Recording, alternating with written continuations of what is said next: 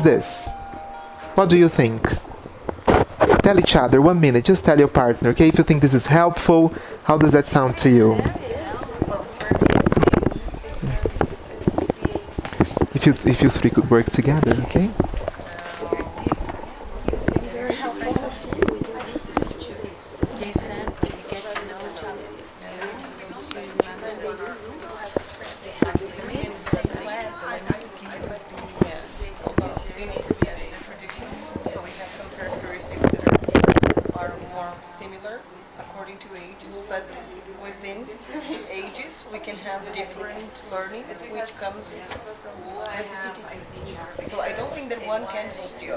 Exactly. Yeah, they're complementary. Yeah.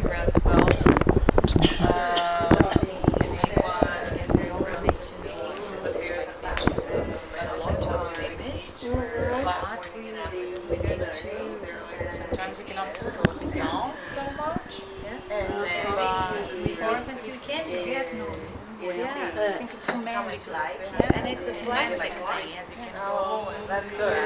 It's really good. And according to the last one, it's nature the nature or the student, for example, exactly reaction. Maybe he knows more, but that's good. English for more years in the adult, so when you are Okay? Yeah? Alright? So, your name again, I'm sorry? Yeah, you at the back, yeah. As Fernanda said, both views can be considered sort of complementary.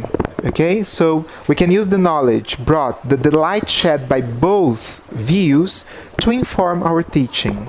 Okay? Good. So, teaching young learners then. Teaching English to young learners. Okay? So, what are the things, based on all this, what are the things we have to take into consideration? I've mentioned some of them already. So activities and physical movement. Is that important for children?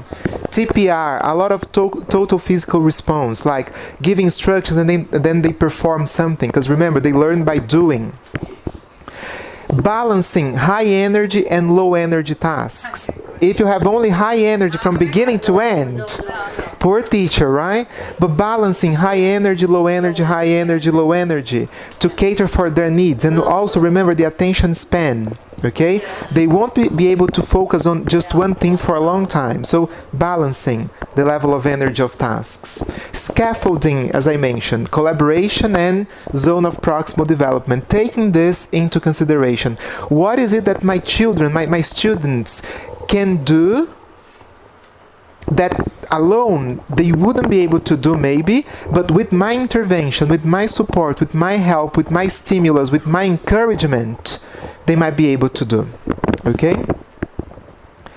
Involving students in creating resources and materials. Remember, they learn by doing, and there needs to be a clear purpose in the here and now. So if you're going to tell a story, for instance, using puppets, why not involve learners in the action of creating the puppets first? They create the... This week we had really? Lots of puppets. Good. Theme-based lessons, so lessons revolving around topics, for example, pets, food, family. The lesson doesn't revolve around the language. The lesson revolves around the topic, the theme. Familiar topics, things that are part of the child's background or their culture. So maybe a celebration in Brazil might be a good springboard for a very nice activity in the classroom, for instance, let's say. Okay? Storytelling, so the joys of storytelling. Okay, so helping children learn and pick up chunks of language by telling stories and involving them in the telling of stories, because for them it's engaging, it's fun. There is all that thing related to imagination, remember, and creating things, and that's part of the process as well. It's about giving them the opportunity of learning actively, that active learning we talked about.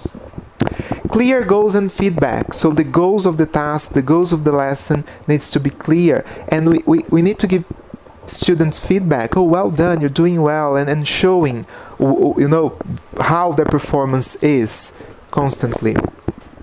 Routine, establishing a clear routine from day one. Remember, teaching young learners goes beyond the language. It's about establishing, an effective routine from day one, and then by doing this and by sticking to the routine, we contribute to classroom management, we contribute to their development in terms of knowing, okay, there are rules I have to stick to, there are rules of the school, there are rules at home, there are rules in society, and it's important for me to follow them. We can do this by having a clear routine and sticking to the routine in the classroom. Classroom management, as I mentioned before. So for the teacher, it's important to develop classroom management skills and knowing how to help children learn better, how to manage tasks, how to design tasks and give instructions for tasks in order to minimize disruptive behavior, let's say, and to maximize their learning. And appropriate forms of assessment, knowing how to assess young learners, because it's different from assessing adults, for instance. So knowing what type of assessment is appropriate for this age and in light of the content dealt with in class and stuff like that. Does it make sense? Usually for young learners, assessment is more formative, and then it's more related to the process, portfolio and things like that, okay? Especially in primary school. But also there might be summative assessment, and if there is summative assessment, how should this type of assessment be conducted and designed and things like that. This is also part of the development of the teacher of young learners, okay? So far so good.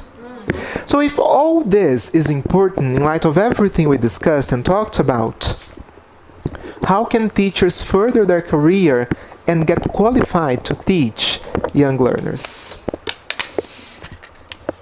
What springs to mind? Coming to a workshop like this. Thank you. Like you. Thank you very much. Yeah, thank you. Okay. Taking different courses. So different courses. Cambridge. There is university, so pedagogy at university might be a way. Taking letras, for instance, but then again, this, especially the letras course, may not cover teaching young learners in depth and stuff like that. Pedagogy will cover teaching young learners, but may not cover teaching English to young learners, right? But then we have many other courses that will focus on teaching English to young learners, okay? And one possibility is, if you want to further your career and get qualified, you come to Cultura Inglesa and you take one of the courses we offer at Cultura Inglesa, especially for young learners. And any ideas of these courses? Let me answer something. Delta and Celta. Okay. Is there anything related to this or no? Exactly. We have Celta and Delta, but not for young learners.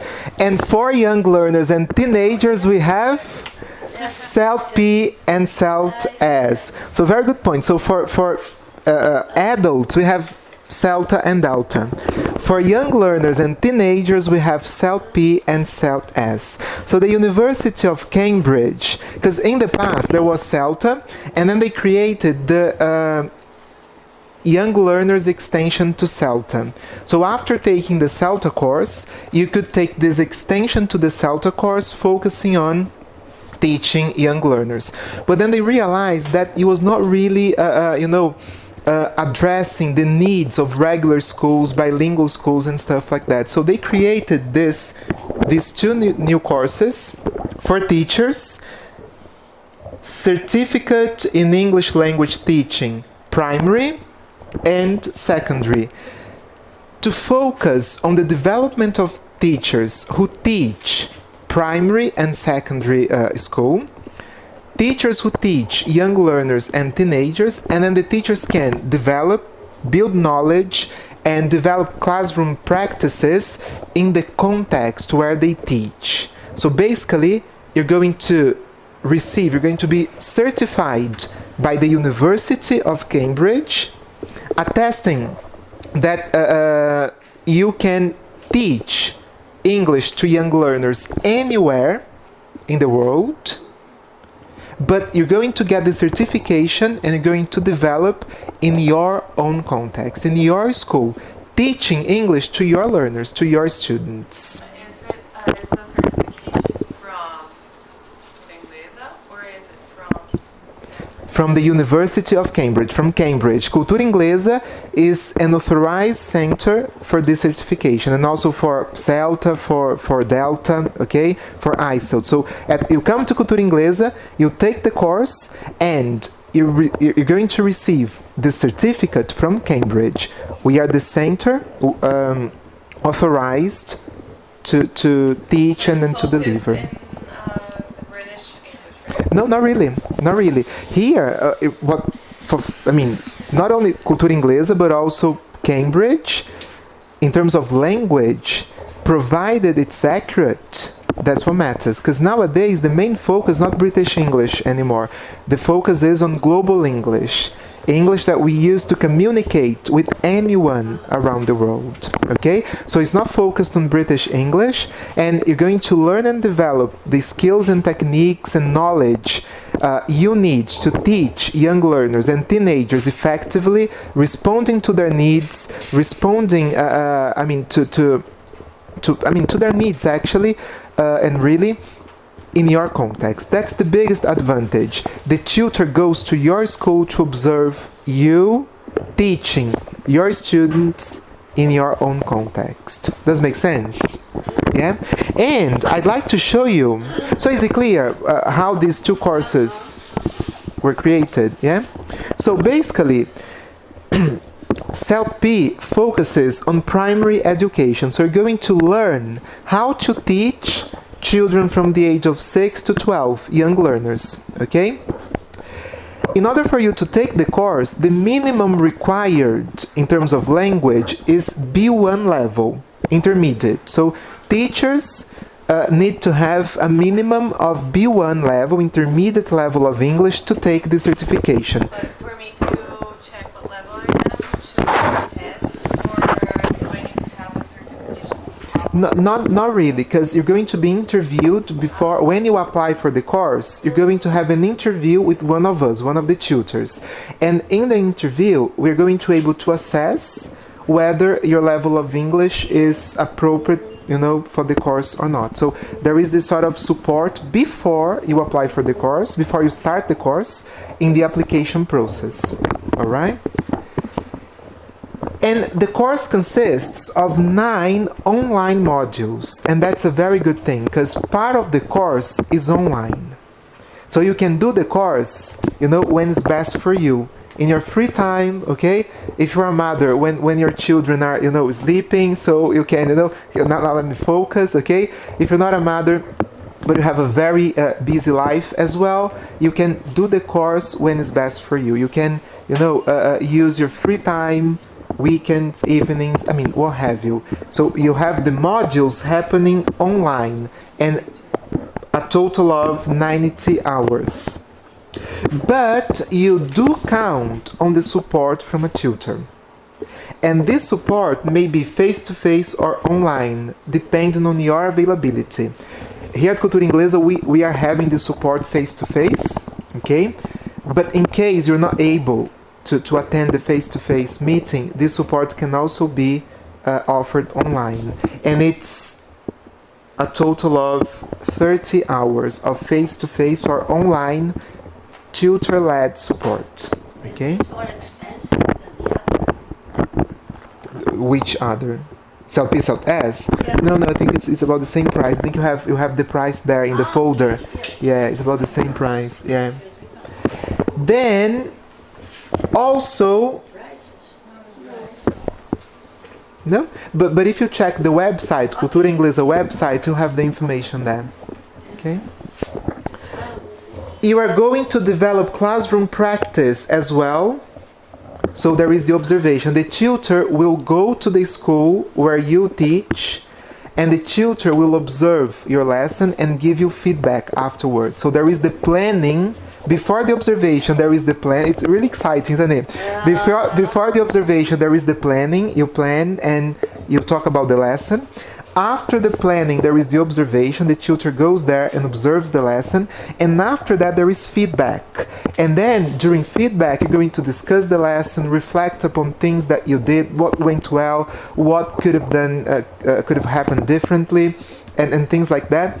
And again, you're going to count on the support from the teacher to develop. So from one teaching practice to the other, you're going to perceive progress and to perceive development because of the online module. So the knowledge you will have built online, together with the support from the tutor here as part of the input, and then the observation that's going to take place in your context. Okay, so if you are willing yeah. The observation needs to be done where I work. Usually we go to your context. Let's say you teach privately and you don't have then you can talk to us and we can find a way of organizing the observations and things like that. Okay, all right, but it's usually in your context. Okay, but you can, but hello there, hello, but during the interview we can align all those things. All right, and then all together you have a total of 152 hours. Cambridge suggests a minimum of 120 hours. But here at Cultura Inglesa, we have organized the course and designed the course in a way that you're going to have 152 hours, because we want you and your teachers to make the most of the experience and to really, really develop the knowledge and the skills you need to teach young learners and also teenagers effectively and confidently. All right? And you can take the course over the course of 9 months or in a semester. So if you do one module per month, then it's gonna take you 9 months. If you do, you can do things a bit faster, and then you can do all 9 modules in 6 months. Okay? Lesson observation, you're gonna have 3 observed lessons as part of the course. So you have time before the observation, you have time to have input, clarify doubts, learn loads and loads about teaching young learners. Then there is the preparation of the lesson planning, lesson observation, feedback. Then you have more input, online modules and stuff. Then after some time, another cycle of observation, and then towards the end of the course, another cycle of observation. So by the end of the 9 modules, you will have developed a lot of knowledge and skills to teach young learners confidently. Okay, responding to their needs, teaching effectively. All right? And what are the modules? Module 1 is about the young learner, language, and the primary classroom. That's what the input from Module 1. Module 2, developing listening and speaking skills. How can I help my young learners from 6 to 12 develop listening and speaking? You're going to learn in Module 2. In Module 3, you're going to learn how to help them develop reading and writing. And again, stages of development, at what age? How can I help younger children start developing writing, the literacy process and stuff like that? All part of Module 3. Module 4, approaches to teaching language. So having a broader perspective of how to teach languages, and then more specifically, how to teach languages when it comes to young learners. What approaches might be more impactful and more effective for young learners, for instance. Then managing the primary classroom management, how to be an effective teacher and develop the skills you need to manage your learners in order for them to make the most of the course, and in order for you to feel like, okay, I'm not panicking and stuff like that. It's a bit easier. Module 6, planning language learning. How can you plan the course? How can you plan activities? How can you plan, all part of Module 6.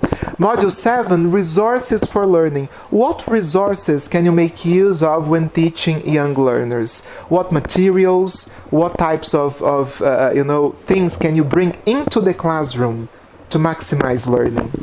Module 8 is about assessment. How can I assess language learning in the primary context? Remember we talked about appropriate forms of assessment? How can I design tests and assess young learners? And in Module 9, language awareness for teaching.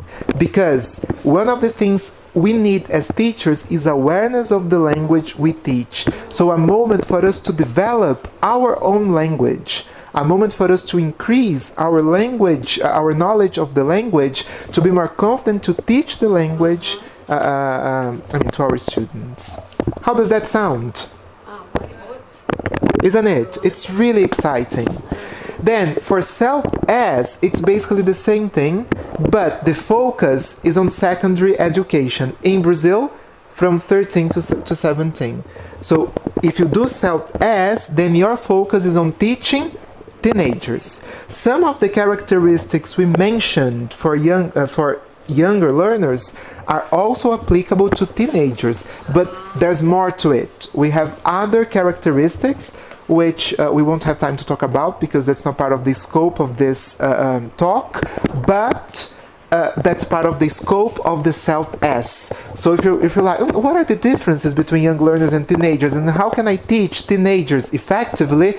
Come to Cultura Inglesa and take CELP-S. Take this course with us. Same level of English, intermediate, B1. Instead of 9 modules, you have 8. So 8 online modules, 90 hours. Again, tutor-led support, face-to-face or online, 30 hours.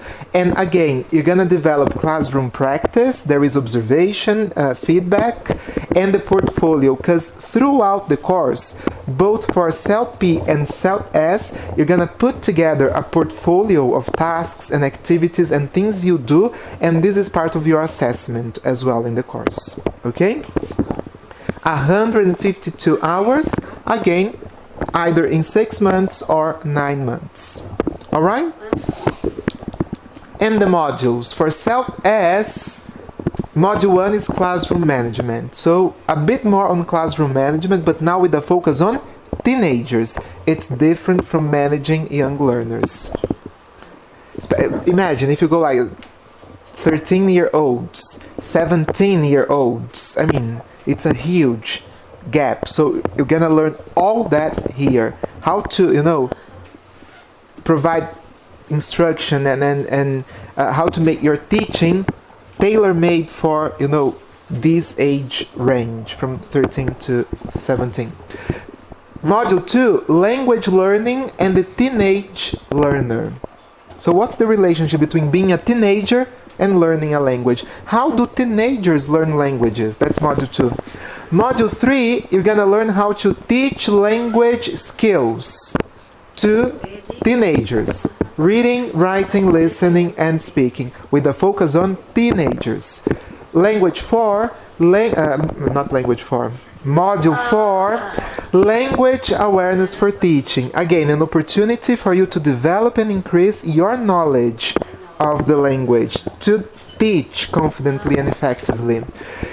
Module 5, teaching language. Now the focus is how to teach grammar, lexis or vocabulary, and phonology to teenagers. Module 6, planning the language learning. So we're going to learn how to plan, how to design lessons and courses for teenagers. And Module 7, language learning, resources and materials. You're going to learn how to select, how to design, and how to make use of different resources and different materials when teaching teenagers. And the last module, again, assessing language learning. How should we assess teenagers? How should we assess, design and conduct assessment in the teenage classroom? Does make sense? You are the tutor of this, I'm one of the tutors, yeah. this and Delta too, No, Celta and Celt P, Celt S. Yeah, not Delta. not yet. Yeah. Not yet. Not yet. One day in the future. Yeah, one day. But I am a Delta holder. Yeah. I have the Delta. I've done the Delta. Oh, yes, but yes, I'm not a yes. tutor. Yeah, I'm not a tutor. All right? And how are you or your teachers in your school? Because I am assuming that you are all like this. Oh my God, I can't wait to do this course, and I can't wait to tell this to my teachers in my school because I want everybody enrolled. Am I right? Yeah. I hope I am. Okay, go back to your context and get your teachers enrolled here. Okay, because then is your school is going to excel. Assessment. As a candidate, a trainee in this course, you're going to be assessed online. So there are online tests and practical tasks that you do throughout the course. The platform is wonderful. There is an online platform run by Cambridge, really modern and really, really easy to use with a lot of tasks, tests, input, materials, resources, videos, and things like that. It's an amazing material, an amazing platform. Then there is written assignments. You're going to have all the support from the tutor, but throughout the course there are some assignments you have to write based on your practice, based on your reflection, based on your research as well. You submit online. Yeah, you write, you submit online, and the tutor will mark, comment, give feedback, and talk to you about it. And there is, as I mentioned, teaching practice. The tutor will go to your school in your context to observe your lessons and to give you feedback. Okay? And the award is a certificate. Okay? When you finish the course and when your teachers finish the course, they're gonna be certified. They're gonna hold a certificate from the University of Cambridge stating that they can teach young learners, they have the knowledge, they have the skills, they have what it takes to teach young learners and to teach teenagers, to teach young learners if you do Celt P, to teach teenagers if you do Celt S. Okay? How does that sound? How excited are you? As excited as I am? No? Oh my God, I think it wasn't an effective presentation, was it? I'm joking. Do you have any questions? Yeah? Price, yes. I'm really sorry that, off the top of my head, I won't be able to, but you can drop us a line and we can give all the information, okay? If you email, you can email Amanda. Would you like to write it down? amanda.bueno@culturainglesasp.com.br. amanda.bueno, amanda.bueno@culturainglesasp.com.br. And then you're gonna receive all the information. But on the website, if you go to culturainglesasp.com.br, you have the price there. Okay, it's there. It's just on this Cultura Inglesa. No, it's in the headquarters actually, on Rua Ferreira de Araújo. But the course, the face-to-face meetings, they take place here in this building. Yeah.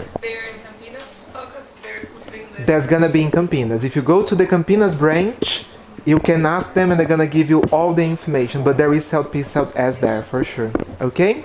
Alright? Any questions or comments? Was it helpful, guys? Yeah. Yeah. So So this is the bibliography, the references I used, okay, for the presentation. Yeah. And thank you very, very much. Okay. Thank you. It was a pleasure.